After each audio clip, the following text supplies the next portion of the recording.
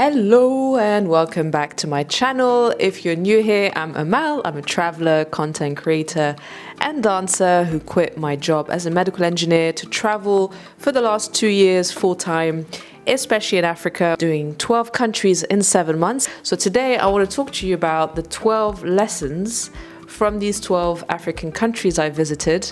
I hope that you can take from this video is to just go to Africa.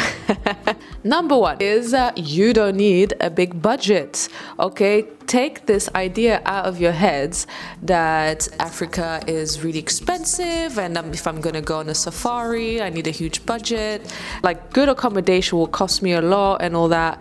It's not true. As if you compare it to Asia, because Asia, Southeast Asia, especially like Thailand and all that, it's just got availability. It's got so many different hostels and things like that. So obviously it's going to be cheap because there's competition. But doesn't mean you can't find them as well in Africa. Number two, that's a big one. Leave everything that you know behind. Leave all your expectations behind. Any ideas you might have, just go and prepare to be amazed. The continent is full of surprises. I had many people projecting their own fears before I left, especially to countries like Nigeria. Nigeria is so dangerous, Africa is so dangerous, why do you want to go there? It's most of the time it's from people who've never set foot on the land, which is I find really ironic. But I mean, nothing happened to me. I had such a wonderful time in Nigeria, even though people told me that I might get hijacked, I might get robbed, I might get kidnapped.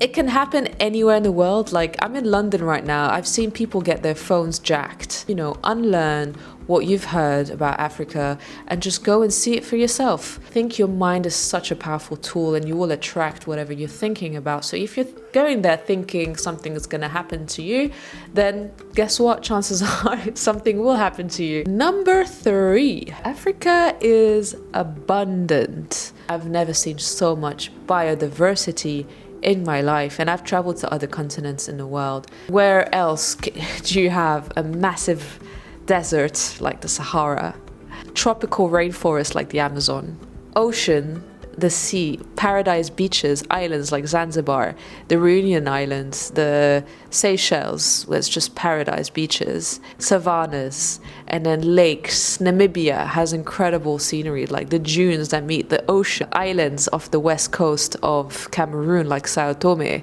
which is just paradise. And then you've got Morocco with the north, looks like Europe, and then at the west you've got incredible beaches for surfing. South Africa is incredible for surfing too. Forget the resources and all that, which is a separate debate. It's just so abundant in nature and it's so healing because there's no other continent where you find all of that. I'm trying to think now, is there any other continent? So much beauty. Number four, people are very kind. I'm talking about through 7 months, having gone to Egypt and Zambia and South Africa. If you are in that community, people will look after you. North Africa is the same in Morocco. There's huge family spirit and you'll be welcomed in a stranger's house and they'll probably cook for you. There's that spirit, that African spirit, that your house, my house is your house. You're here, I'm gonna welcome you. I'm gonna try to find out about your culture. Number five, accommodation. Accommodation in some African countries is like built around nature. It's like nature has built the accommodation, not the other way around. And it's so luxurious. I had the chance to stay in an incredible one in Uganda called Primate Lodge, Kibali.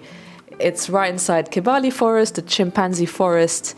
That is super luxurious. It's like eco lodges, but done in such a sustainable way.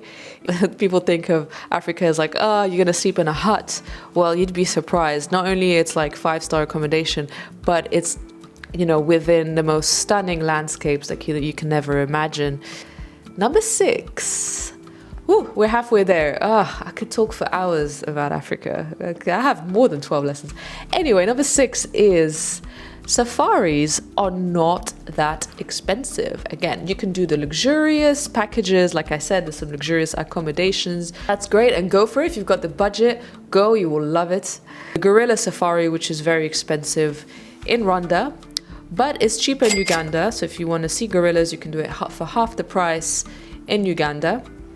And also, if you want to do the chimpanzee one, it's only $150 for that safari. Boat safari in Lake Edward, so Queen Elizabeth National Park, I paid $80 for that, and then another $30 for the park entrance fee.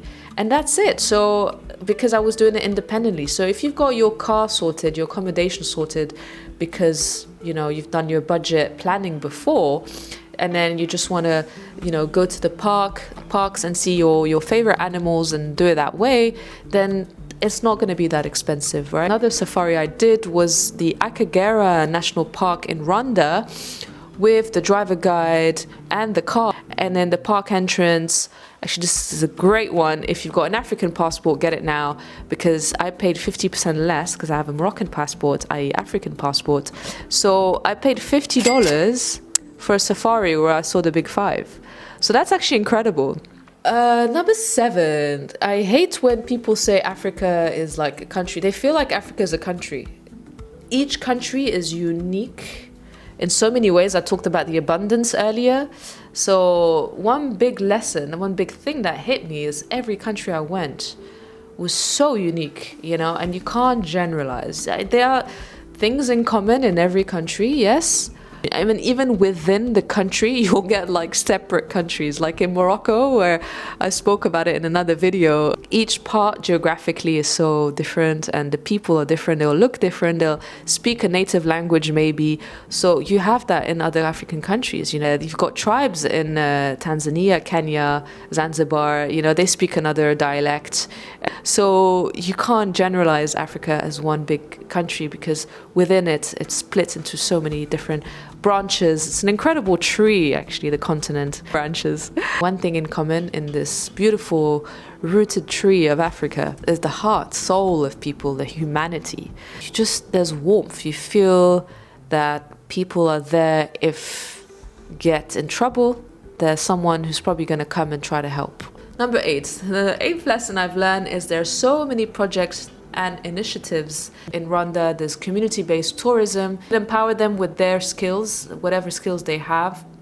You first of all learn that skill with them. If it's cooking, if it's basket weaving, you spend time with them, and the money that you give to the accommodation goes directly to them. You can do it like what I did, is completely independently. I went to an orphanage in Benin. I asked if I could do a little interview and find out more about them, just to share that with my audience, you know, because that's how I started this journey, to raise awareness, especially for children, through dancing, through any skills they have. Then I carried on this initiative independently in East Africa with the dancing, encouraging more children to be empowered, to create their own platforms for that. There's still so many projects that I'm not even aware of that are going on. Some countries are developing at a very, very fast rate, like Rwanda. I'm in art, but you know, there's also in business, finance, all of these sectors. In Nigeria as well is very advanced in terms of tech. Morocco, obviously, with the World Cup coming.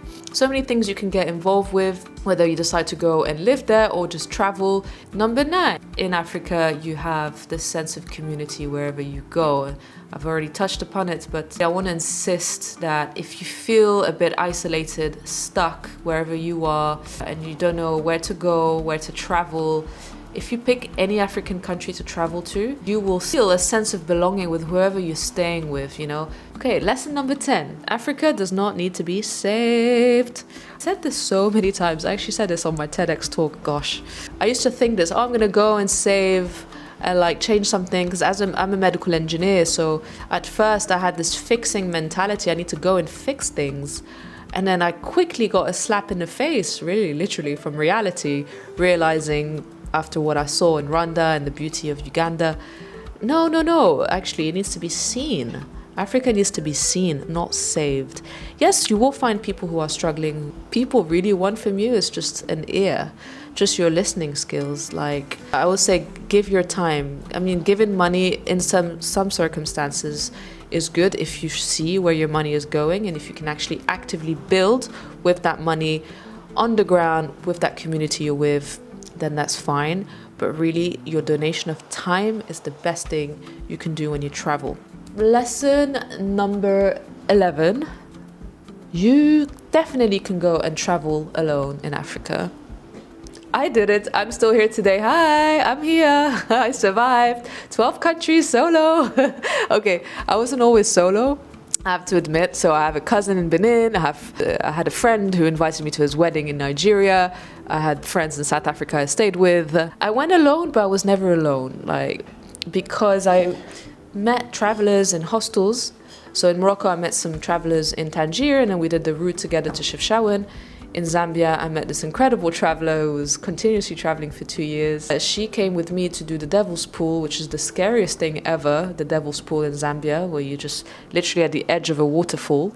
She came with me, so that kind of reassured me, it reassured my nerves. She was like, okay, we're doing this death trap together. All right, let's go. And we're still friends. Finally, at the last lesson, number 12, is not get offended. Every country will have its customs, and don't get offended by that. It's actually comes from a place of kindness. It's just remember that everywhere you go, there's kindness all around you if you tap into it. There's love all around you, just tap into it. Most of the time you won't even be aware because you don't understand what they're saying. So it's probably for the best that you're not aware what people are saying. I hear insults, I hear negativity. Like when I was in the markets and in Fez, there were so many people cursing. And even though I can understand the language, I chose not to. So again, it's about not letting your mind pay attention to the negativity, because that will circle you during your travels all around Africa. But yeah, just try not to get offended. Open your eyes and your heart to this environment, to the people you will connect with. I guarantee you will be amazed. You're probably going to want to live somewhere there, actually. Special feeling. And I really, really hope you decide to go. Let me know if you have already. Let me know in the comments what is your favorite experience about Africa, the biggest lesson you've learned about this continent. If you've been there, if you haven't, if there's anything else you want to know. I hope you enjoyed your time listening to me. And hope to see you soon. Subscribe if you enjoyed it. Peace.